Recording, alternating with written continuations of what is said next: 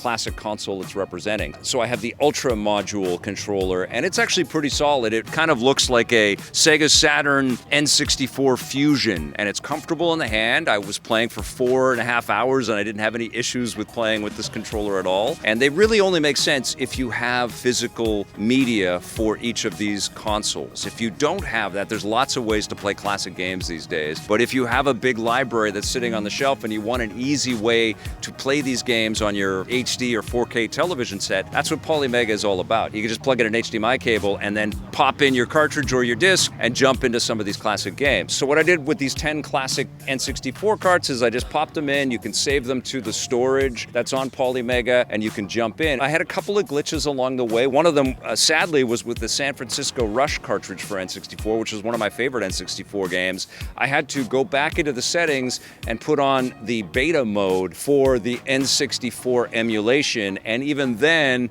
there was some flickering and some of the handling felt a little off and it just didn't look that great. Another issue that I had was with Beetle Adventure Racing, where there was some glitching in some of the titles, and it also felt like some of the music was slipping out of place with the way that the game was being served to me, and I felt like maybe there's some streaming issues. Maybe that's something that needs to be addressed in a future update for the emulation for N64. But that kind of bummed me out a little bit too, because Beetle Adventure Racing is one of my favorite N64 games as well. I did have a lot of fun playing Buck Bumble again. That is a very cool idea where it's a shooter where you're playing a little bumblebee and you got to take care of all these nasty wasps and stuff. It has one of the coolest theme songs, which I can't play for you because I'll get a copyright strike, but it's a really cool track. I was grooving and everybody in the chat as I was streaming it was like, wow, this is so cool. So that was fun. Playing Superman 64 again in 2025, I don't recommend it.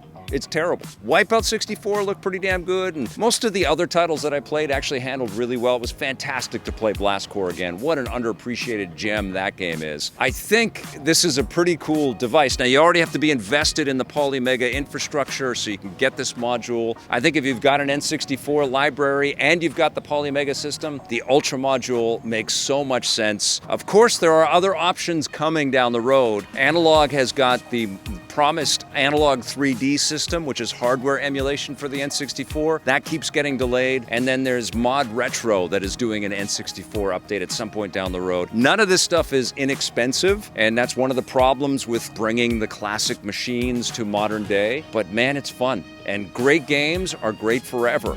And it's really fun to go back in time and play some of these classics. So even though it's not perfect, I had a really good time playing around with this, and I've got more streaming to do. I'm gonna give the Ultra Module for the Polymega an 8 out of 10.